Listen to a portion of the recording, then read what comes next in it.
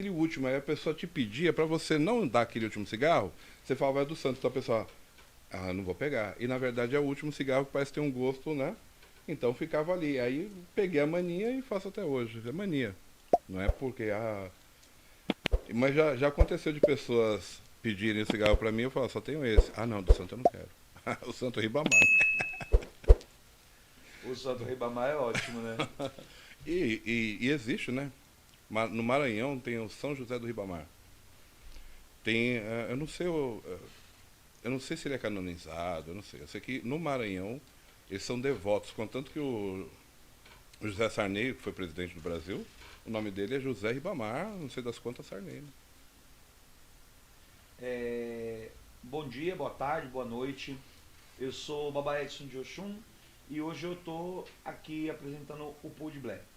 Nós estamos com um convidado muito ilustre, sob o patrocínio da Pilão de Ouro e da Onira Calçados. Pai Ribamar, seja bem-vindo Muito ao obrigado. Pool de Black. Vamos bater um papo descontraído como Opa, sempre. que maravilha, é um prazer estar aqui na sua presença, que é uma pessoa que eu conheço há muitos anos, né? E ainda mais sendo patrocinado o Podblé pela Pilão de Ouro, né? Que é uma casa de artigos religiosos que eu sou cliente, né? E pela Unira que me veste sempre, né? Olha que maravilha. E aí, pai? Eu acho que a maioria das pessoas que acompanha a gente já te conhece, mas seria bacana se você se apresentar e a gente fazer um bate-papo descontraído, mas vamos começar com as apresentações formais. Ah, então, eu sou Ribamar Amaral. é, Entrei para a religiosidade através de minha mãe. Minha mãe conta, né? Contava que o avô dela tinha nascido depois do ventre livre. E ela nasceu, meu avô tinha 76 anos de idade. O velhinho fabricava bem, né? E dentro disso, com 8 anos de idade, eu lembro que eu comecei a ir nos terreiros. Não tinha tabaco, né? Mas era terreiro de Umbanda. E começou essa trajetória. Com 14 anos, meu pai e minha mãe pararam de frequentar, eu continuei. Eu entrei, eu tinha 8 anos, eu estava na segunda série. E fui dentro dessa caminhada num único terreiro de Umbanda, que chama-se Templo Guaraci. Fiquei até os meus 23, 24 anos, quando eu migrei e fui para o Candomblé. E permaneço até hoje, espero até o final da minha vida continuar. E o Templo Né? Guaraci era onde? O Templo Guaraci ele começou em Santo Amaro, na Rua Missionárias. Era um quartinho que tinha a vazio. E o Pai Bubi começou tocando lá no. Na época existia uma vitrola que abria, era uma caixa, né, de som, e o disco tocava ali. E o As Bubi. Umbandas sem tambor. E o Bubi era crooner da noite, né? Então ele começou a cantar no Bolinha. Nisso ele conheceu uma jornalista muito famosa, a Baby Garru.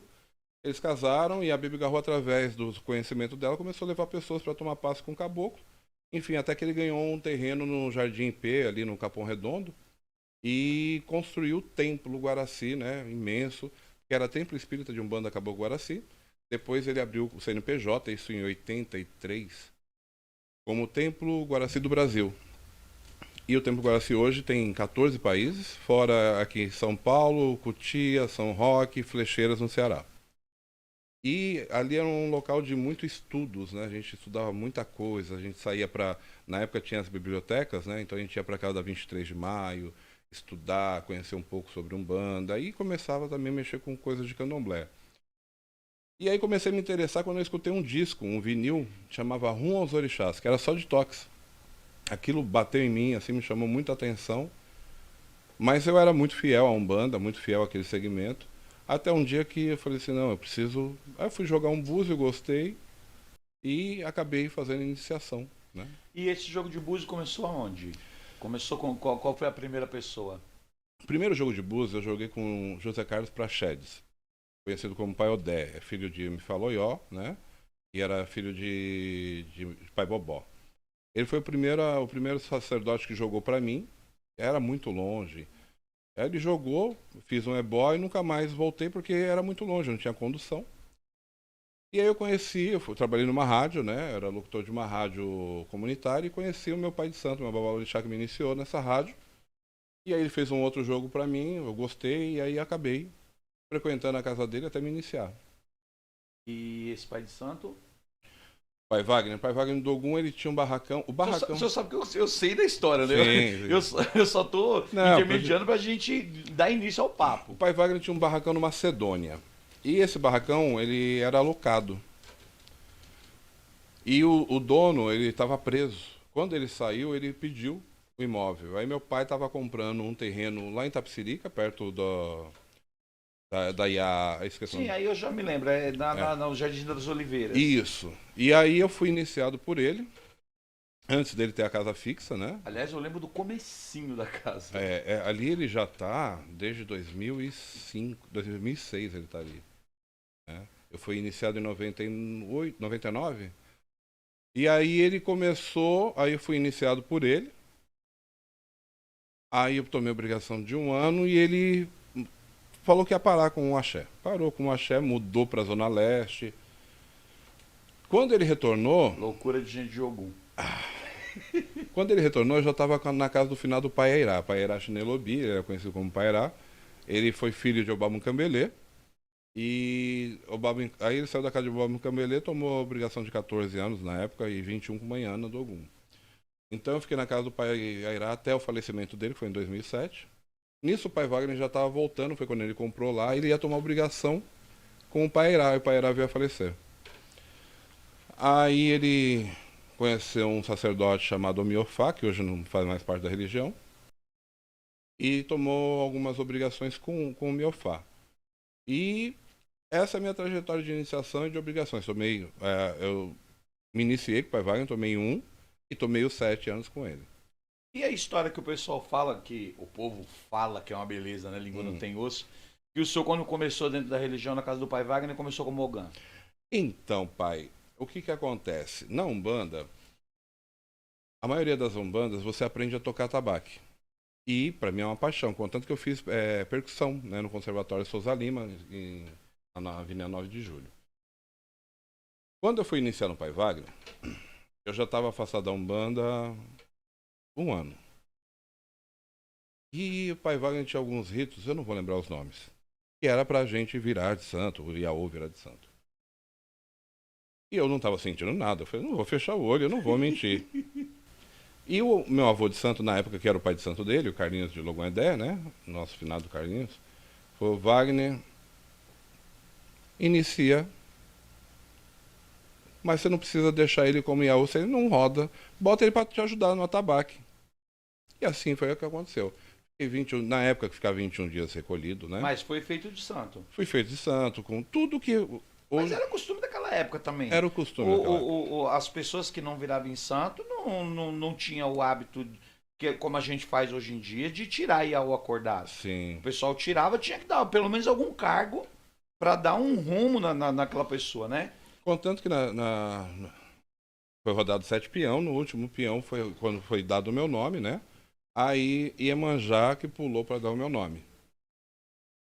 E passado o tempo, quando eu já estava com uns 3, 4 anos de santo, logo perto de tomar os 7 anos, eu ia ajudar a fazer orô, aquela coisa toda. Calma, o senhor estava com 3, 4, perto de tomar 7? Não, vamos lá.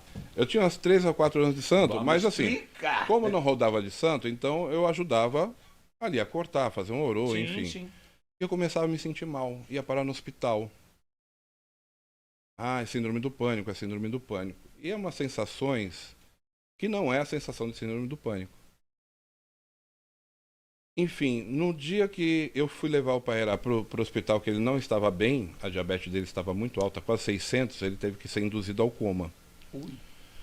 E o médico falou, a gente vai induzir ele ao coma, mas não sabemos se ele vai voltar. Fui para minha casa, porque não podia ficar ninguém. 7 horas da manhã, às 10 horas, a irmã do Paerá me ligou dizendo que ele tinha falecido. Final do pai Acaraci passou na minha casa e falou assim, não, a gente vai resolver com quem tem que resolver, com a mãe de santo dele. Vamos para casa da manhã de Ogum. Aí tivemos a orientação, fomos pro barracão, abaixamos o santo, aquelas coisas que a gente sabe que tem que fazer. Quando foi à noite, em um determinado momento de uma conversa dentro da casa de Manhana, estava a afinada Dofa, né, que era a mãe criadeira da casa de Manhana. Sim. Estava a Eké de Soraya, estava o pai Acaraci, o pai Raimundo, e eu comecei a ter a sensação que eu achava que era síndrome do pânico. eu incorporei a minha primeira entidade com 8 anos de idade e assim, a gente tinha aquela sensação de ver, ouvir, eu não estou virado, eu não estou incorporado, aquela coisa, né?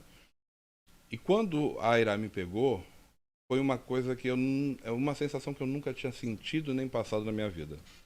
Eu acordei com água espirrando no meu rosto, assim, né? Na minha cabeça. E eu lembro das palavras da manhã, falou, o filho foi, mas a Aira é vivo. E mostra que ele está vivo aqui no seu corpo, meu filho. Mas estava tudo triste, a gente ia pro velório, pro enterro. E aí saiu aquela coisa, o Ogã rodou de santo. Eu não saí em momento nenhum na sala como Ogã, né? A minha saída foi fechada, porque como não ia apresentar, né? Eu não sabia apresentar um Iaô.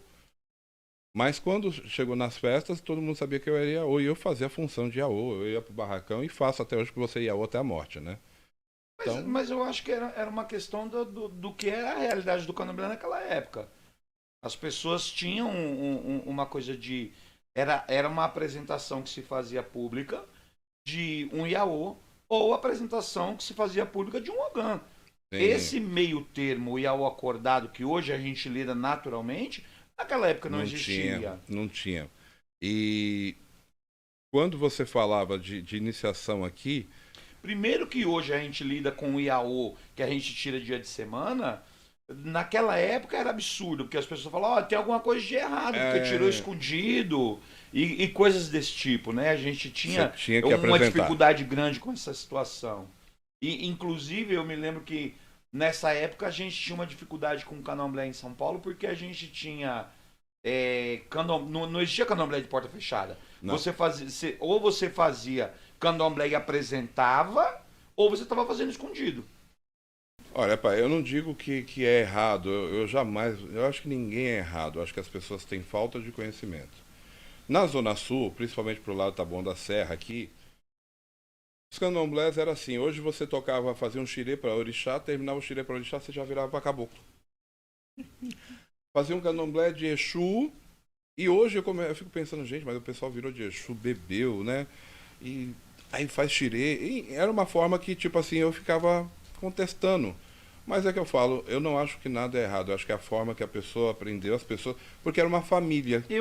Eu acho que é muito aquela coisa que eu e o senhor, a gente conversando, a gente sempre fala Sim, muito sobre essas coisas de uma época que não é o que se vive hoje. não. Então a gente tinha muito a coisa da evolução do candomblé dentro de São Paulo.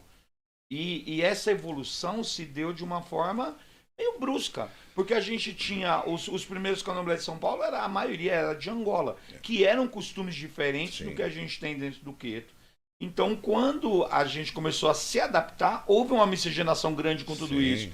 E virou uma miscelânea, né? O Então, meu pai ele foi iniciado por Pai Celi de Xangô, que é Angola. Quando ele tomou obrigação com o finado Carlinhos de Logoedé, que era Queto, ele misturou. Eu lembro que cantava 3 cantigas de Angola e 3 cantigas de Queto. o xerê de 3Q3 Angola. E a gente achava aquilo maravilhoso, aquilo maravilhoso. Eu achava. Né? Eu lembro dos pais de santo que quando parava as três cantigas de Queto, tinha uns pais de santo que paravam assim, olhavam para os órgãos e falavam: soltem os arcos de Davi. Os arcos de Davi. Muito bom, muito bom. Lembro de umas figuras emblemáticas daquela época que falavam esse tipo de frase. E era realmente para fazer o 3Q3 Angola. Mas a revolução foi quando pessoas começaram a criar coragem e começaram a ir em busca, por exemplo, do Paiairá, que era uma coisa totalmente diferente. E aí conseguimos chegar amanhã. E na manhã, por ter festas que iam muitas pessoas, principalmente a festa de Pai Ogum dela, ia além de pessoas da Bahia, pessoas de outros lugares de São Paulo. E aí a gente começou a conhecer essas pessoas e começamos a ir até as casas. Como o pai Calbaqueci, como o pai Pércio, enfim, eu não vou lembrar o nome de todos. Mas eu acho que a gente tem nessa época, e isso fez parte da evolução do Candomblé de São Paulo, coisas do tipo assim, casas que trouxeram tradições, Uhum, né? E essas, dentre outras muitas, mas essas casas que o senhor citou que trouxeram tradição para São Paulo, a gente não tinha um costume de fazer as festas tradicionais, Não. todas. Então, a maioria das casas em São Paulo, quando fazia grandes festas, era saída de Iaô. Aí nessa saída de Iaô saía Ogã, nessa saída de Ogã e Iaô fazia um candomblé daquele orixá determinado junto, mas não tinha esse calendários fixos. Não, isso só A tia Ana trouxe isso para São Paulo. Pai Persa também, né? Pai Peste, junto com outras. Mami Faloió também fazia. Não, a Mami Faloió veio bem depois. Porque eu sou dos anos 90, eu sou final dos anos 90. Eu digo assim porque o pessoal da família do Pai Bobó, eles tinham o costume do candomblé do Pai Bobó. E o Pai Bobó tinha uma coisa que era muito peculiar a ele se adaptou ao candomblé de São Paulo e deixou-se evoluir com o candomblé de São Paulo. E ele atendia o cliente como ele tinha que atender. Sim. Então se o cara cantava, fazia a festa do seu santo e no final virava pra caboclo, ele batia a palma e gritava mais um bacheto. Isso é verdade. Então, e eu acho que isso é histórico e tudo isso faz parte da evolução do candomblé de São Paulo. Sim. Eu acredito que São Paulo, dos anos 2000 para cá, teve uma revolução das pessoas acordarem e começaram a ter mais interesse de conhecer as casas que tinha segmentos, né, aqui em São Paulo. Então acho que começou a abrir um leque maior e aí começaram a ter entendimento. Eu já ouvi pessoas falar, poxa, está trazendo mudanças, inovações para o candomblé, que não eram inovações, na verdade, né? Já eram coisas antigas que foram introduzidas ao candomblé de São Paulo. Pela falta de conhecimento que muitos aqui tinham, né? Aí, uma vez conversando com um amigo meu, ele falou, no Rio também não foi muito diferente, não. No Rio também ainda tem muita coisa para se adaptar. Eu vejo poucas diferenças da evolução do candomblé de São Paulo para o candomblé do Rio. Eu conheço bastante gente no Rio e uma coisa que eu vejo assim que é muito notória na história do candomblé do Rio de Janeiro é que você tem famílias tradicionais que foram para o Rio. Sim. Assim como famílias tradicionais africanas foram para a Bahia, algumas foram para o Rio também. Rio também. E o nosso candomblé em São Paulo, a gente parte de um ponto de partida do candomblé de Angola. Os primeiros negros que vieram para São Paulo foram negros banto. Então, no Rio de Janeiro, você ainda encontra hoje casas tradicionais, que são casas que vieram diretamente de africanos, de famílias africanas, Sim. que não descendem do Cantuá, do Opoafonjá, da própria Casa Branca. Sim. São casas que vieram diretamente da África. Da África, é verdade. Então, a gente tem uma diferença em aspecto evolutivo nesse sentido. Nesse sentido, mas eu digo na parte de calendários, né, de festas para algum... de instituição de calendário, entendi. Né? Isso foi também com o tempo, essa mudança para lá, né? Assim, no Rio eu não acompanhei muito de perto a evolução de calendários, mas, por exemplo, em São Paulo eu vivi a minha vida toda dentro do candomblé de São Paulo. Eu nasci e me criei na Zona Leste.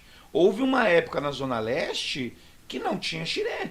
A gente não tinha instituição do xirê. A gente cantava o xirê, era 3 quetos, 3 Angola, e quem era de Ogum já recebia quando cantava para Ogum e acabou.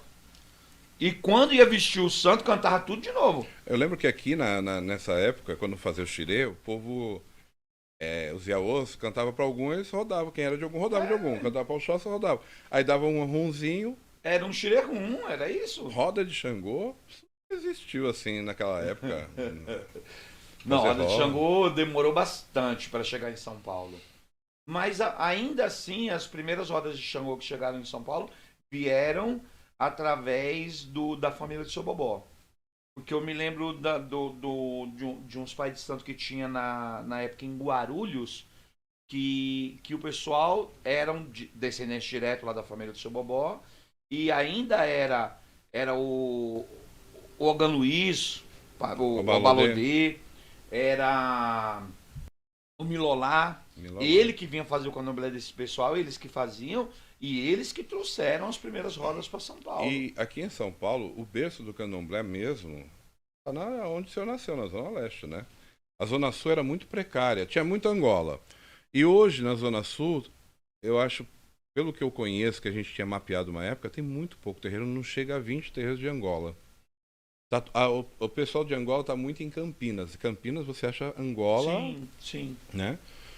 Mas eu achei muito bom essa evolução das pessoas entenderem e começarem a ter os seus calendários, a ter o xirê, a diferenciação. O senhor sabe que uma coisa que eu vejo de diferença entre o candomblé da Zona Leste e da Zona Sul, na verdade, a gente tem uma visão de que, assim, a Zona Sul tinha muito mais acesso a determinadas casas. Mas a Zona Sul era um antro de candomblés elitizados. Também. Né? O candomblé de Tia Ana, que era um candomblé da Casa de Oxumaria que tinha chegado naquela época e estava muito restrito. O acesso a São Bernardo do Campo, que era o candomblé do Pai Perso, que era um candomblé muito elitizado, era um candomblé fechado. Manhã não era fechado por muito tempo. Muito tempo. E agora, a Zona Leste, nós tivemos uma grande abertura, e isso fez parte da evolução do candomblé da Zona Leste, foi o seu Valdemiro. Sim. O pai baiano era um cara que tinha conhecimento tanto quanto eles, mas era um pai de santo popular. E quando ele morou em São Paulo, muitos filhos de santo dele que abriram casa na Zona Leste, né? Sim, ele tinha a casa na Três Rios, Era no que Bom era Retiro. no miolo da Zona Leste, Ah, tá. e a gente tinha acesso total. O tio Valdemiro sempre foi um cara popular. Era um cara que você chegava na casa dele, chegava lá segunda, terça, quarta, qualquer dia da semana que você chegasse, se não tivesse tendo, não tá tendo IAO hoje. Não, então tá bom, então vamos cantar um amalá. Quantas vezes que eu chegava na casa do pai Valdemiro, ele falava, vamos meu filho, ajuda a carregar o amalá. Eu falava, tio Valdemiro, hoje é terça-feira. Hoje tem um, amanhã é outro. E vamos que vamos. E a coisa evoluía. O tio Valdemiro fazia acontecer. Era um movimento, e né? ele trazia as pessoas para perto. Então a gente tinha muito mais acesso com ele do que com as outras casas que tinham uma certa elitização. Sim, verdade. Eu lembro que eu cheguei a participar de Candomblé da Manhã, que era... Eu ia porque eu fui convidado de uma pessoa que frequentava lá, então eu entrava por ser convidado. Mas não era uma coisa aberta. Então, assim, eu não entendia, porque você está acostumado com a Umbanda, que a Umbanda é tudo aberto, as pessoas entram. Ah, mas Candomblé é isso? Aí eu gostei. Aí eu fui em um outro Candomblé. Na manhã era um lugar simples, ela tocava embaixo, não era a parte de cima ainda. Que hoje é a parte da sala de jantar. E era simples, pequeno, mas era cheio, era muito gostoso. Fui em Candomblés, pai Edson. Ela sempre foi ano do povo. Sempre. Cheguei em Candomblés, em Taboão da Serra, que era o terreno, chão batido, com lona amarela, azul, verde, 3 atabaques, mas tinha axé, tinha aquela coisa de você sentir arrepio. E foram evoluindo. Esse mesmo terreiro que eu fui, que era de lona, chão batido, hoje é um palácio da Oxum. Então, assim, todo mundo do candomblé, eu vejo que é uma luta sem tamanho e não tem tempo, porque todos os babalorixás procuram sempre melhorar e tá fazendo reformas e tá aumentando, não para o povo, mas para a sua própria comunidade. É claro que isso acaba também deixando as pessoas mais abraçadas, né? Claro. Então, quer dizer, eu vou ter uma festa, não tenho onde dormir, eu tenho um quarto aqui, pode dormir aqui e tudo. Então, essa evolução que teve das pessoas entenderem mais o candomblé, eu acho que foi muito válida. Eu acho que o próprio povo do candomblé levou um bom tempo para se adaptar com isso, né? Porque a gente... Eu fui pessoa muito jovem dentro do candomblé e a gente tinha um anseio de ir, estar e conhecer e conviver. Então a gente ia para candomblé todo dia. Escutava um tambor batendo e estava lá. Então quantas vezes a gente ia para um candomblé, passava um tempão lá e o candomblé terminava 2, 3 horas da manhã e aí a gente ficava ali num cantinho até a hora que o ônibus estivesse correndo para a gente poder voltar para casa ou ir para outro lugar. Então hoje as pessoas têm mais consciência. Hoje, por exemplo, o Axé Batistini, a gente hoje tem um cronograma onde a gente faz candomblé mais cedo. Uhum. Se a gente vai terminar, se você vai fazer um candomblé, vamos começar o candomblé às 7 horas da noite. Hoje minha mãe não começa o candomblé às 7 horas da noite. Ela fala, não, se eu começar um candomblé às 7 horas da noite, eu vou acabar às 2 horas da manhã. Uhum. 2 horas da manhã, onde as pessoas vão se acomodar, onde as pessoas vão se virar. Apesar do Axé Batistini hoje ter local para poder acomodar algumas pessoas... Mas lá vai muita gente, não dá para acomodar Você não todos. consegue acomodar 1000 pessoas. Hoje também, claro que tem muito mais facilidade, a maioria das pessoas hoje tem carro. Sim. Né? Na nossa época não era assim tão simples. Tem aqueles app, né, que você chama o carro, que hoje está mais fácil. Exato, hoje tudo é mais fácil. Mas as pessoas demoraram um bom tempo para ter esse tipo de consciência. Acho que dentro da própria religiosidade, né? Porque eu lembro que quando você falava que era de candomblé, o povo falava que era uma religião de... Era muita intolerância, de preto, pobre e homossexual. Esse preconceito foi por anos. Ah, ali, onde tem uma macumba? Ali, porque só tem homossexual, só tem gay, viado. É essa a palavra que falava. Ali onde tem aqueles negrão. Hoje em dia, com essa evolução e a gente aprendendo, conhecendo sobre leis, temos advogados que sempre está esclarecendo algumas coisas no Facebook, ou você vai, enfim, as pessoas estão tendo mais respeito, porque a gente está tendo mais voz. Tanto numa plataforma dessa, como um podcast, Podblé, como no YouTube, né? As pessoas hoje têm essa forma de levar informações. Eu acho que a internet, ela, por um lado, ela ajudou bastante a esclarecer muitas coisas, mas por um outro lado, ela acabou sendo prejudicial, porque cada um fala o que quer, o que bem entende, e sem respeitar sua tradição, sua origem e tudo mais. Mas é válido quando você tem pessoas que você puxa lá o DVC, né? Então, quem é o fulano, quem é o Beltrano. Então, vai lá, dá um Google, vê o nome dele, o que tem, o que não tem. Procura saber quem é, de que família, se tem boa índole. A internet, de modo geral, é uma ferramenta e que as pessoas, às vezes, sabem usar e outras não, né? Mas essa questão dos candomblés, localidade, essa coisa toda, e ser taxado, ainda hoje é taxado. Mas a gente tem muita evolução com essa coisa, né? Antigamente, quando você falava de candomblé, as pessoas já imaginavam que era numa favela. E hoje em dia você tem candomblés em lugares maravilhosos. Mas a gente também, por outro lado, a gente também tem outras coisas, como racismo e tantas outras coisas que a gente tem de problema dentro da religiosidade. Mas a gente teve, eu acompanhei durante muito tempo, pessoas que tentaram embranquecer o candomblé, por exemplo. A gente tem pessoas da nossa atualidade que dizem coisas do tipo, olha, porque orixá não tem cor, espiritualidade não tem cor. E quando a gente fala dos deuses negros, a gente não pode dizer que orixá não tem cor, porque isso é uma bobagem, isso é uma tentativa de embranquecimento do candomblé, porque algumas pessoas não viam valor no candomblé. Hoje, depois de algum tempo, as pessoas passaram a ver e começaram a tentar tomar de assalto. E aí a gente vê pessoas da atualidade que tentam embranquecer o candomblé. Eu nem acho que seja de bom tom a gente citar nome de ninguém. Não. Mas a gente tem pessoas, e eu estou falando de uma senhora que é uma senhora do candomblé. É uma senhora do candomblé e é filha de um pai de santo famoso. E não precisa desse tipo de bobagem, falar essas coisas, porque é ruim. Sim, claro. Você desenobrece determinadas coisas e você tira o valor de outras que não há necessidade. Esse negócio de dar nome, eu vejo... como eu falo, tem pessoas que fazem cortes, né, de outros canais, porque assim, como eu tenho um canal no YouTube, então eu procuro saber tudo que está acontecendo para não fazer tema repetido ou coisas desse tipo, né? Então eu vejo que tem assim... Não, porque eu vou falar o nome. Eu vou falar o nome. Isso só tá dando ibope a outra pessoa. Então a melhor forma que eu vejo é de... Não precisa falar o nome, não concorda, fique quieto, sabe? Tem muita coisa que eu não concordo, mas... Tem um ditado que fala, posso não concordar com nenhuma palavra que você diz, mas lutarei com todas as minhas formas para que você tenha o direito de dizê-las. Mas isso não quer dizer que eu concorde, né? Sim. Então essa coisa de querer embranquecer os contos, as coisas que tentam trazer para essa modernidade diferenciada, eu também... né? Eu faço um candomblé matinê. Justamente na época não tinha esses app para as pessoas chamar, até então porque... O que tinha era muito caro, né? As pessoas não tinham carro. Então eu sempre pensei, minha casa é uma casa muito pequena. Se eu começar um candomblé e terminar às 10 horas da noite, né, que seria matinê, dá para todo mundo comer, beber, conversar, ainda tem tempo de você pegar o ônibus para ir para sua casa.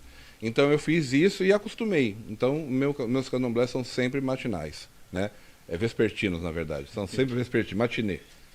Então eu acho muito legal. Dependendo do horário, o importante é que a gente love com fé. Porque acho que a fé está atrelada a tudo, né, velho? Não, eu acho que o candomblé nos dá uma liberdade de existir e culto imenso. Mas a gente tem que ter coerência, né, nas coisas que você, da maneira que você age. Então eu não sei, assim, mas tem algumas pessoas que terminam mexendo no direito do outro. Sim. Então quando você começa um candomblé, você faz no horário que você consegue, no horário que é ótimo, que é bom para você, para sua comunidade. Eu não faço candomblé, por exemplo, que não seja matinê, porque eu não aguento. Eu não tenho mais. Você também faz matinê? Eu não tenho estrutura física, psicológica para virar à noite. Eu tenho que dormir. A noite foi feita para dormir. Então eu vou levar ali para os meninos que eles vão colocar um pouco de água. Essa aqui tá quente do senhor, né? A minha tá geladinha. Horrorosa. Ah, aquela ali tá geladinha, essa da geladeira agora, ó. E aí a gente vai, com toda essa situação, a gente tem o limite. Eu acho que o limite é o respeito para Ribamar. A gente tem que se manter dentro de um limite de respeito e seguir com a vida. Então, quando eu digo a garota tentou embranquecer o candomblé, ela tenta tirar a dignidade de tantos negros que sofreram na ponta do chicote, que passaram por tanta coisa, que foram perseguidos pela polícia, que tiveram sua casa invadida, foram espancadas, tiveram seus filhos agredidos, presos, até mortos. Muitos. E você não pode fazer isso. Quando você é uma mulher branca, de meia idade, bem situada na vida, sim. E aí você não pode falar esse tipo de coisa, desmerecer uma luta que você não conhece. Mas é que a pessoa fala por causa da idade, né? Eu sei lá, viu? Elas usam a idade. Só para fazer uma lembrança, tem um sacerdote que acho que é mais... Não, aqui eu tenho água. Tá perguntando se eu queria água, não era? É no microfone. Ah, então, eu tenho um sacerdote que faleceu no final do ano passado, que não foi desse problema que nós estamos vivendo. O candomblé dele eu me assustei. Não pelo candomblé, mas pelo horário que começava. 8 horas da manhã.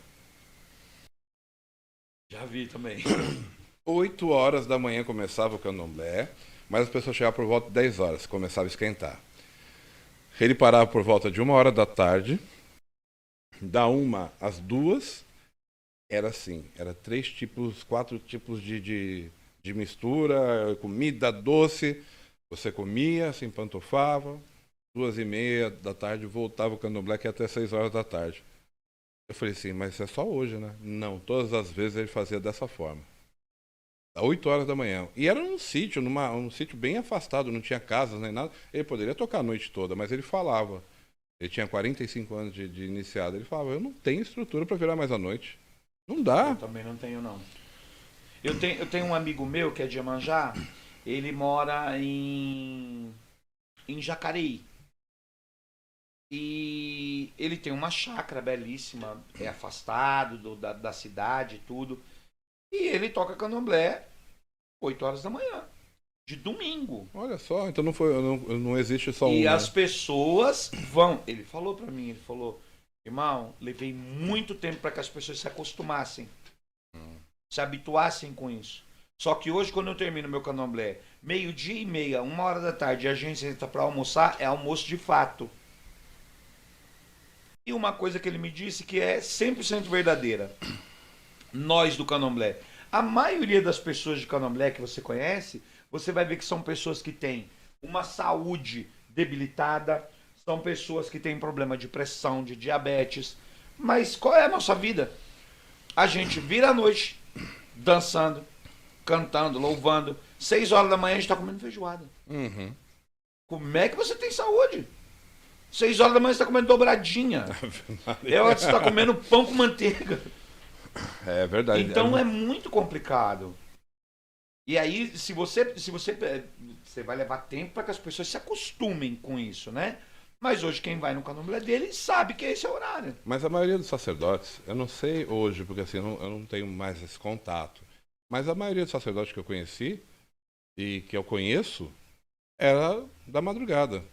Já era de natureza ficar acordado para fazer suas rezas, seus ebós, suas coisas todas, então se acostumaram, mas assim, até um certo horário. E aí, se você for fazer um candomblé, você vai começar às 10 horas da noite, para ir até 6, 7 horas da manhã, aí já é demais também. Então tem aquele meio termo. Então, melhor fazer matinê, terminar 2 horas da manhã, come, 5 horas da manhã você vai dormir. Eu nasci e me criei com essa coisa do axé bom é de madrugada. Eu achei. Isso daí não vem de uma tradição por fazer escondido. Antigamente se fazia tudo escondido, o preconceito era grande, então vamos fazer à noite para ninguém ver. Olha, eu li uma vez e depois. Desculpa, pai, Edson. Não, pode falar. Porque quando os negros faziam nas senzalas, eles tinham que fazer de madrugada. Porque não tinha outro horário. Eles tinham que trabalhar durante o dia, né? E isso veio como uma tradição, até mesmo por causa da perseguição policial, né? Onde os homens, né, que não eram iniciados, que ficavam ali de seu terno, tudo, ficavam olhando se viesse polícia para não deixar chegar no barracão. E foi passando os anos e as pessoas continuaram, pelo menos foi o que eu li e uma outra pessoa me confirmou. Eu não sei se o senhor conhece assim também. Eu acho que essa tradição se criou em função de realmente fazer. Virou tradição porque já era uma coisa que se fazia lá atrás, para fazer escondido, para fazer de madrugada, para você poder fazer, né? Porque as pessoas de bem estavam dormindo e essa coisa toda. Mas depois de uma certa época, isso vira uma tradição já numa coisa de comodidade. Sim. Era mais fácil, e aí as pessoas viraram o preguiçoso, o vagabundo, o boêmio. No Rio de Janeiro, o malandro, que tem o costume de fazer o que tem que fazer à noite para ficar durante o dia dormindo. E coisas desse tipo, e tantas outras expressões preconceituosas que surgem com o passar do tempo. Mas depois de uma certa época, você tem uma liberdade de você poder fazer ou não. E aí se torna uma coisa opcional. Mesmo a Constituição sendo feita em 88, muitas pessoas da nossa religião veio entender que a gente tinha essa liberdade agora, há pouco tempo, né? E mesmo tendo essa liberdade, é costumeiro continuar fazendo à noite. Quer dizer, para aquela família se tornou tradicional, né? O que é ruim é que quando você pega essa coisa mais para trás, né? Antes de 88, antes da Constituição em si, eu fiz santo em 86. E eu me lembro, na minha época, que o meu pai de santo, por exemplo, e era costume da maioria dos pais de santo da época, onde é que nós vamos construir a casa de candomblé? Nós vamos comprar num lugar afastado, onde eu vou começar o bairro, porque quem chegar depois vai ter que me aturar, porque eu já estava lá. E aí, é claro que existem mecanismos que as pessoas usam até hoje, e são os mecanismos mais lógicos, né? A política da boa vizinhança, de você estar bem com as pessoas e estar tranquilo, de fato, com o convívio e essa coisa toda. Mas, depois de uma certa época, isso muda de figura. Você já não é mais o cara que faz a boa vizinhança, você não é mais o bom vizinho. As pessoas estão fazendo um favor de te aturar. Olha, eu fiz uma coisa quando eu mudei para essa casa que eu estou já há 16 anos. Eu chegava nos vizinhos, dos 3 da direita e 6 da esquerda, na verdade, moro de esquina, né? Eu falava, olha, hoje eu vou fazer meu culto religioso tradicional africano, tá? Que tem toque de atabaque, tambor, a gente canta. Fiz durante um ano isso. Um dia eu fui falar com eles se reuniram, me chamam de Ribamar, né, porque não tem esse costume para Ribamar. Se toda religião sua fosse dessa forma, a gente estaria feliz. Eu falei, mas por que você está falando, generalizando isso? Porque a gente ouviu falar que um terreiro fazia isso, que fazia aquilo, virava madrugada, que atentava. Você não nos incomoda. Você começa no seu horário e termina no horário que você fala. Porque eu respeito a vizinhança, como vocês me respeitam. E hoje, quando você fala assim, onde que tem uma casa de macumba aqui? Eles falam, não sei. Agora, se você quiser um candomblé, tem o Pai Ribamar. Essa é a política da boa vizinhança. A política da boa vizinhança é muito boa em qualquer momento da vida e que a gente quem fala esteja. isso, pai, é uma vizinha que mora, como eu moro de esquina, desse lado aqui, ela é testemunha de Jeová. E muitas pessoas às vezes chegam lá, sabe onde que tem uma macumba aqui? A macumba eu não sei, mas o Pai Ribamar, o candomblé dele é aqui. Olha só que maravilha. Não, eu acho isso positivo quando você tem um bom relacionamento com o seu vizinho. Então, a menos que o vizinho seja realmente ridiculamente falso, ele não tem por que falar mal de você, né? E eu tô aqui em Taboão da Serra tem 5 anos, vai fazer 5 anos. E eu não tenho problema nenhum com vizinho nenhum. O único problema que eu tive com um vizinho, que é o meu vizinho da esquerda, da minha casa, que um dia ele simplesmente cismou que ele tinha que esmurrar a minha parede. Porque o negócio tava incomodando ele. Você sabe o que tava tendo na minha casa? Tava tendo um bori. E os boris lá em casa eu não faço nem tocado. Então tem aquele cara que é crica que vai implicar com você, independente do que você esteja fazendo. Então, esse tipo de coisa a gente tem que deixar de mão.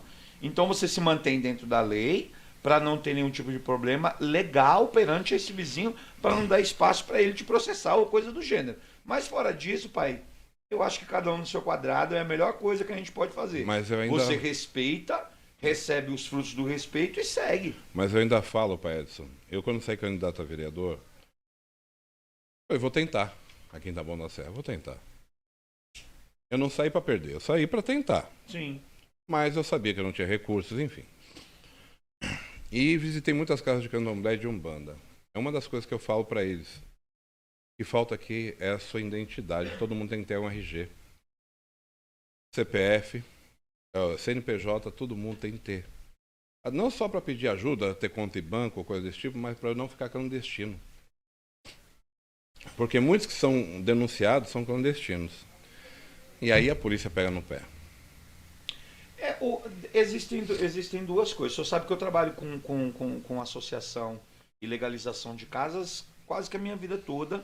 Prestei serviço e fiz uma parceria com uma associação que eu permaneci durante muitos anos. Hoje a gente já não tem mais contato, mas eu continuo trabalhando nessa mesma área.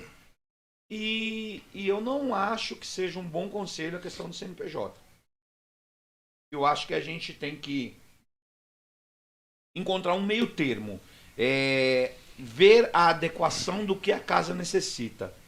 De acordo aonde ela esteja, de acordo com as necessidades que essa casa tenha, que esse sacerdote tenha. Porque houve um trabalho que foi feito dentro da religião de matriz africana há não muito tempo atrás, de algumas pessoas muito importantes, que vieram a público e disseram que todo mundo tinha que ter um CNPJ. Um CNPJ não legaliza casa de axé. Não. Ela cria uma identidade. Então, mas quando a gente fala de uma identidade e de uma legalização, a gente tem que dar um respaldo. Sim. Porque quando as pessoas falam, olha, você precisa de um CNPJ, eu conheci gente que se afundou. Que foi lá abrir um CNPJ, não sabia que aquilo era uma empresa que ele estava abrindo, que ele estava adquirindo uma empresa, e aí pegou uma meia dúzia de malandro, que foi lá abrir conta em banco e destruiu a vida da pessoa. Eu tenho desde 2006 o CNPJ, mas com respaldo de advogado e contador. Sim. Por exemplo, no ano passado, na pandemia, a Lei Aldir Blanc, aqui no Taboão, alguns terreiros foram contemplados, né? E algumas áreas de cultura. E o meu CNPJ foi contemplado em R$10 mil. Quer dizer, se não fosse CNPJ, não teria vindo essa ajuda que foi muito bem-vinda, né? Então, por isso que eu falo do CNPJ, por ser uma identidade, né? Um CPF. Você tem que ter, no caso da necessidade, isso sem dúvida nenhuma. Mas a minha casa recebeu a ajuda da Aldir Blanc e eu não tenho CNPJ. Olha só. Então a gente tem que dar um parecer e dar um respaldo para as pessoas, para que as pessoas saibam e que não é simplesmente esse o caminho. Existem outros caminhos, outros métodos, de acordo com a necessidade de cada casa e cada sacerdote, né? Como os advogados, porque são 3, né, que trabalham lá com a gente, são filhos de santo e 2 são contadores, então eu não tenho problema com isso, né? Então, tudo que a gente precisa, que precisa estar atualizado dentro da lei, respaldado. Então, é uma das coisas que pra gente é muito boa. Mas o que eu digo que é perigoso nesse sentido é que, por exemplo, nem todo mundo tem um filho de santo contador. E uma pessoa, para ter um CNPJ, ela tem que pagar um salário mínimo para um contador para dar um respaldo. E aí fica difícil. Olha, pai, eu vou contar pro senhor, eu pago R$ 150 a cada 6 meses. Então, mas o senhor tem um filho de santo que trabalha com isso. Então, se você achar um contador realmente que trabalhe o certo, ele vai te mostrar que você, pelo CNPJ, você vai tirar como uma associação não governamental, uma associação religiosa não governamental sem fins lucrativos, tem caminhos que pode te levar para você pagar R$ 300 anuais, né? Então você paga por semestre R$ 150 para deixar legalizado. Enfim, poder participar de algumas coisas, né? Eu mesmo, quando eu vou viajar, eu compro as passagens, quando eu vou para Salvador, pelo CNPJ, né? Dependendo do que eu for fazer que tenha ligação com a religião, eu compro pelo CNPJ. E sai muito melhor. Mais maravilhoso.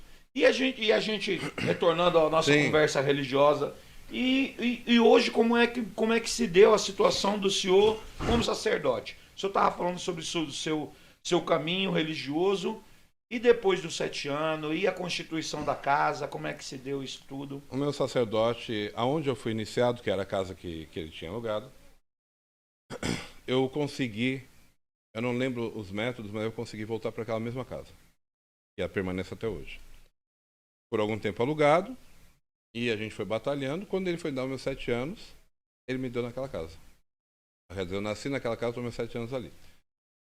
De todos os filhos dele, o único que ele disse que tinha caminho para sacerdote e tudo era eu. Então, assim, muitas coisas ele veio me preparando antes. Como Iaô, ele me preparou no primeiro ano, até ele, né, fechar a casa. Fui para casa de Paerá. Paerá, assim, eu só tenho coisas boas a falar desse homem. Na minha vida, na vida da minha família, minha esposa, minha filha, enfim. E ele parecia que me conhecia. Contanto que uma vez nós fomos na casa de Pai Persa falou, seu Xangô estava querendo ir pro Batistini. E mesmo ele sendo filho de manhã, ele tinha amizade com o Pai Persa. Amizade assim, né? Ele era mais novo, mas ele pegava algumas palavras com o Pai Pércio, enfim. E eu lembro que ele começou a também me passar certas coisas, orientações, e eu via ele fazendo, ele me ensinava, eu falava, gente, mas tem Iaô aqui na casa dele que... E ele parecia que era uma preparação.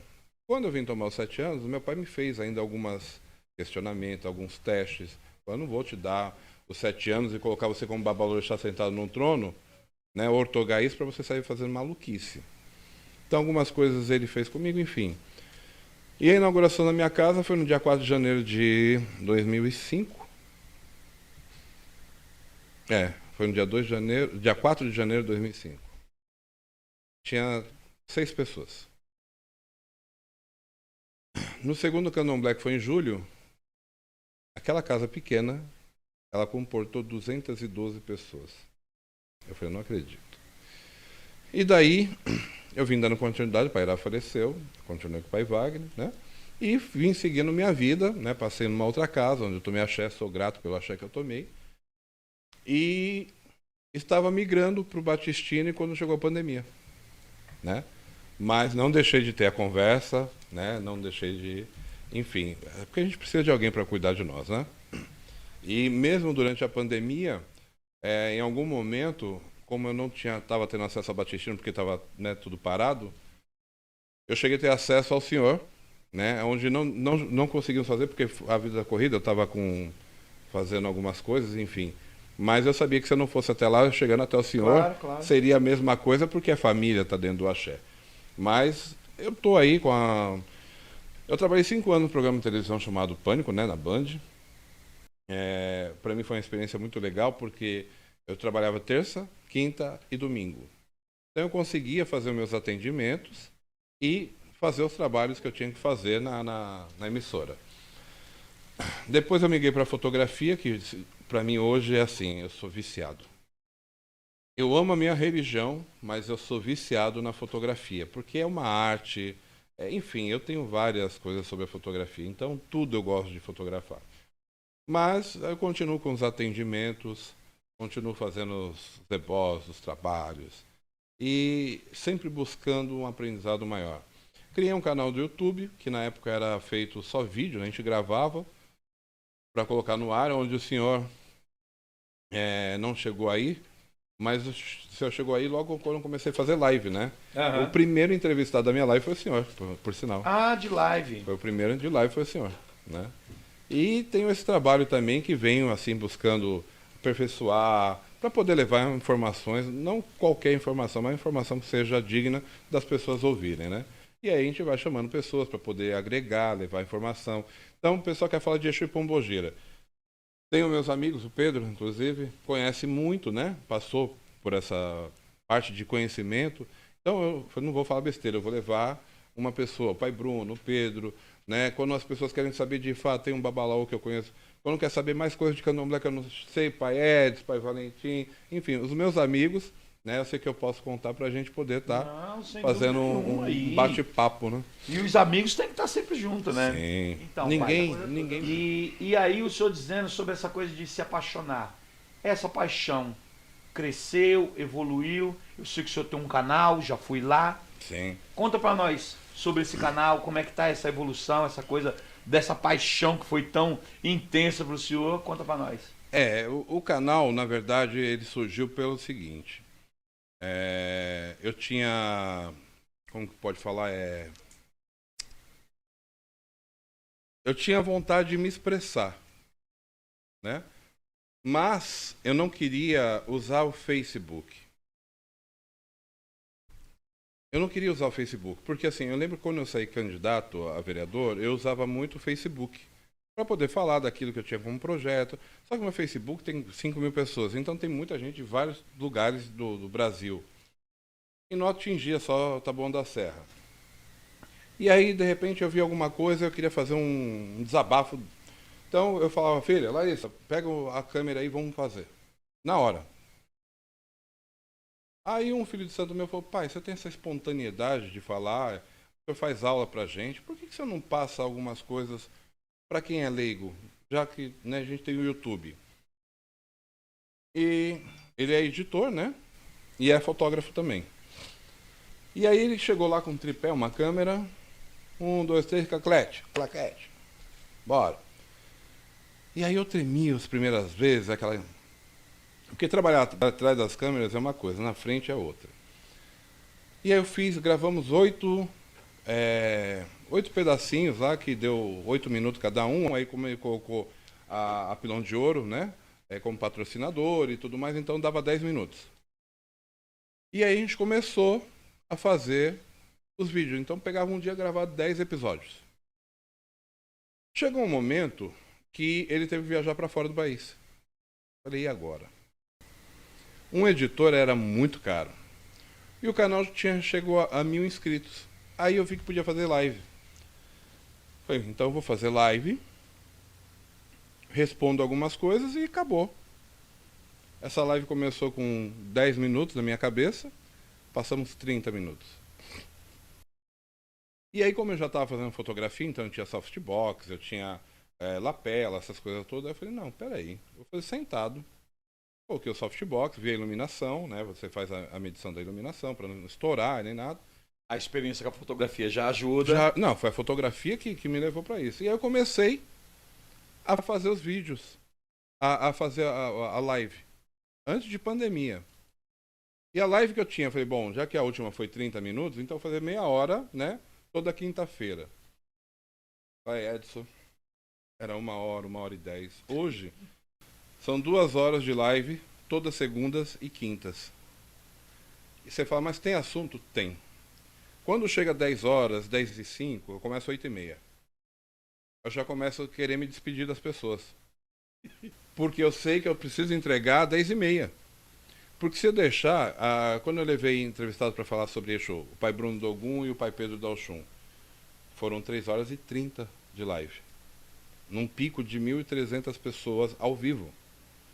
Não, e é muito bom. E é muita pergunta. Eu lembro da live que a gente fez junto, que a gente terminou tendo...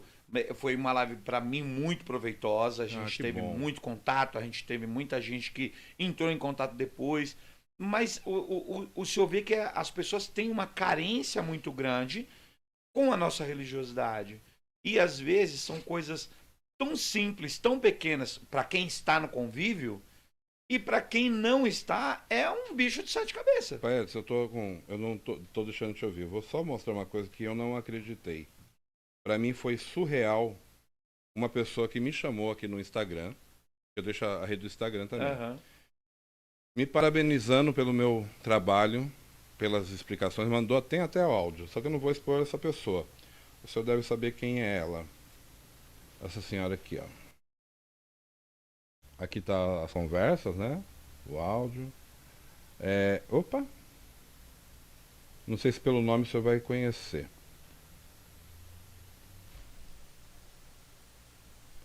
Ela sentou no dia 13 de junho agora, Sim, sim. na a primeira casa de candomblé do Brasil, né? Foi fundada, que dizem, é a primeira casa de candomblé do Brasil, Não, não é a primeira, mas né? é descendente de lá. E, poxa vida, jamais imaginaria que chegaria lá, apesar que já foi para fora do país, né? Porque tem gente da Irlanda, tem gente da França, tem gente dos Estados Unidos, é o que mais tem, Portugal, inclusive o ano passado veio um rapaz brasileiro que mora lá, tá vindo aqui, eu vou precisar ir lá na Pilão de Ouro, porque é lá que a gente compra todas as coisas para iniciar, né? Porque a gente vai iniciar a esposa desse rapaz, que se iniciou ano passado, vai tomar uma obrigação de um ano, e a esposa dele entra para se iniciar.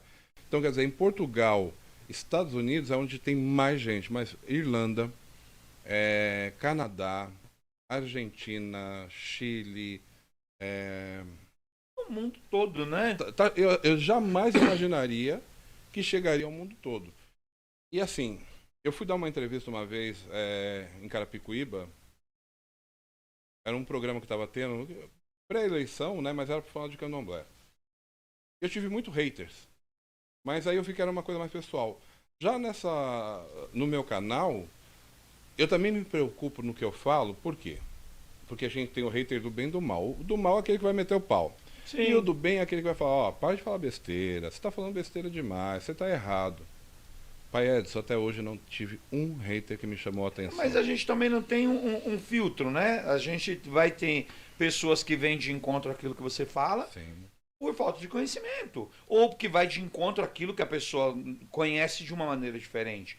E aí é o intolerante. O intolerante briga pela sua verdade sem querer ouvir a verdade do outro.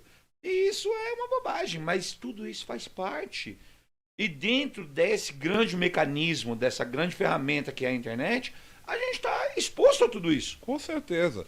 E eu acho que quando você tem aquele hater do mal, te faz bem também. Porque eu não vejo nem como ele está te dando ibope, mas são críticas que de repente você pode melhorar. Mesmo que ele te atacando, eu só não vou respondê-lo. Porque perder tempo é responder. Exato. Mas vai xingar, vai falar, como nós estamos fazendo aqui.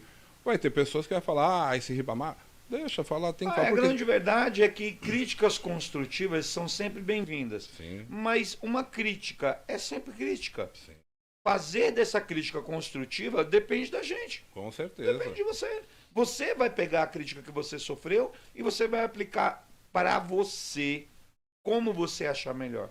Então, algumas coisas são opcionais e a gente precisa fazer as melhores opções. É por isso que eu falo, a gente tem que ter sempre um bom Ori, né? Eu acordo todo dia louvando o Ori, pedindo um bom dia para o Ori, para livrar das coisas negativas. E com isso, além do canal, uma das coisas que me faz eu ter meu Ori bom é quando eu pego minha câmera fotográfica e ali eu vou fazer meus cliques. Seja de um ensaio fotográfico de casal, de gestante, de produto. É uma paixão que eu tenho. Então isso tem gente que gosta de pescar. E assim vai, tem gente que gosta de pescar. Eu gosto de fotografar paisagem, natureza, animais, enfim. Então isso me ajuda a sempre ter um bom Ori, uma boa cabeça para poder estar tendo um bom a gente saber, porque aí quando tiver algum amigo que gosta de pescar, a gente convida para Ribamar para fotografar. Eu fotografo a pescaria, mas não vou pescar. Não tenho paciência para pescar. Eu também acho que não tenho não. Eu ia muito com os amigos pescar, mas eu ia para tomar cerveja. E assim a gente vai. Uma pessoa que eu sou muito admirador dele e que é amigo em comum, Pai Carrinho do Oxóssi. Esse adora uma pescaria. Esse ama pescar, esse ama. Esse é uma pescaria. Aí eu fico vendo assim e falo assim, eu vou tirar foto dele, mas não pescar com ele. Porque eu sei que depois da pescaria sempre vai ter um churrasco, alguma coisa assim. É isso. Né? Como diz um amigo meu, porque se peixe fosse bom, chamava carne. Né? Não, eu acho que tudo isso a gente se remete à questão do hobby, do ofício.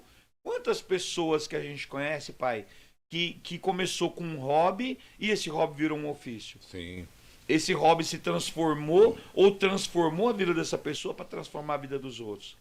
Quantas pessoas o senhor já não atingiu com essa questão do que começou para o senhor como um hobby, que foi a fotografia, que virou o canal e que vai se expandir muito mais? E eu vou falar uma coisa, pode parecer aqui que eu tô puxando sardinha. Não é puxando sardinha. Mas eu tenho amigos, né? E no momento que eu precisava muito de uma câmera para poder fazer as fotos e até filmagem, quem fez essa ponte, né? Quem praticamente eu consegui essa câmera fotográfica foi o Salim da Pilão de Ouro. Foi um incentivo, né? Para poder eu continuar do jeito que eu tô, né? E enfim, e lembro que a Pilão de Ouro teve alguns eventos que eu levei a câmera, pedi para o Salim, pude fotografar o evento. Então isso para mim foi uma motivação. Porque assim, não é só fotografar. Porque fotografar, você pega um celular, todo mundo fotografa. É isso. Mas uma câmera, ela tem os segredos dela. Você tem Se aprofundar na fotografia é outra e coisa. É todo um estudo, é uma coisa que você tem que... É igual bicicleta. Né? Você nunca mais esquece, mas você tem que praticar. Sim. Né? E assim, então eu faço meus atendimentos, tenho minha agenda, tenho meu tempo para poder fazer as lives. E quando eu consigo tirar o meu tempo para mim em Ribamar, que eu tô com a família, eu aproveito também fazer minhas fotografias. Isso é fantástico demais. É. Isso é uma das melhores coisas da vida, né? A gente poder fazer o que gosta e o sonho de todo mundo, fazer o que gosta e ser remunerado para isso. E além de tudo, eu não faço sozinho, né? Porque eu tenho minha filha carnal, Larissa, e eu coloquei ela no curso para fazer fotografia, acabei entrando junto. E hoje em dia, por exemplo, tem candomblés que as pessoas, para Ribamar, quanto você cobra para fazer? É tanto. Mas não é o que eu vou, é Larissa. Né? E faz fotos assim maravilhosas. E então assim, é um incentivo que eu tenho, né? Uma pessoa do meu lado, da minha família, a gente senta junto para fazer edição de foto, é uma excelente fotógrafa também. Então, muitas vezes com a Onira, né, foi fazer algumas entrevistas, uns vídeos, e ela que foi fazer no meu lugar lá, né? Então assim, eu tenho esse incentivo familiar e é muito gostoso, né? Então você tem a família, poder fazer o que gosta, ser remunerado e poder fazer com quem você ama. Aí eu precisava de modelos. Peguei meus filhos de santo. Então, quer dizer, você está em família. Aí, né? E assim, eu sou tipo daquele pai de santo que eu não sei a vida dos outros. Eu estou falando da minha, né? Nessa conversa. Então a gente vai fazer mensalmente lá nos nossos candomblés. Quase semanalmente tem algumas coisas para fazer. Mas não pode deixar. Por mais que seja mensalmente o candomblé, a fé, mensalmente a gente também tem que ter aquela parte da churrasqueira, do churrasco, sentar todo mundo. Sem dúvida nenhuma. Conversar. Aí porque você vê a família no axé e você vê a família no dia a dia, que é aquele momento... Confraternização. Sabe, eu não espero para fazer no final do ano, não. Quando eu não posso, a gente se junta, faz americano. Quando eu posso, pode vir que está tudo preparado aqui. É isso. Não tem coisa melhor. Lá em casa a gente confraterniza sempre. Uma vez por semana a gente tem algum axé para fazer, a gente terminou de fazer os axé, a gente está confraternizando, todo mundo junto. Isso é importante, né? Porque é tudo muito bom. A gente se reúne, a gente faz candomblé, a gente recebe as pessoas, a gente procura receber todo mundo muito bem. E isso é parte da coisa toda, né? Você fazer, receber bem os amigos. E tudo isso é muito bom. Mas cada vez que a gente tá com a família, a gente tem que dar valor. Porque é quem carrega seu copo, é quem serve sua visita. Então, confraternizar com essas pessoas no dia a dia é a melhor coisa que você pode fazer. E é aquilo, né? Quando você vê que você pode ter, além de... Como orixá, né? Além de filhos de santo, você pode ter uma família e que não vai mudar o respeito, não vai mudar nada pelo fato de você estar num churrasco com eles. É isso. A gente foi para 2 vezes. Foi metade dos filhos de santo que eu tenho, conseguimos fazer uma data. Por 2 vezes fomos para Salvador. Não para a casa matriz africana nenhuma, para... Lógico, a gente deu uma passada, mas não fomos com o intuito. O intuito foi de ir para Morro de São Paulo, para Viajar de viajar, sabe, deixar a cabeça tranquila, relaxar. E eu falo, viaje com uma pessoa que você vai conhecer ela. Então, assim, eu tive a oportunidade de conhecer mais meus filhos de santo através das viagens. Então, isso é uma maravilha. Sem dúvida, sem dúvida. Olha, eu sou suspeito a falar, né? Bate-papo com os amigos é a melhor coisa que existe. Então, acho que não tem palavras para agradecer de verdade, assim, essa interação, esse bate-papo que a gente marcou para ter hoje. E, de verdade, só agradecimentos.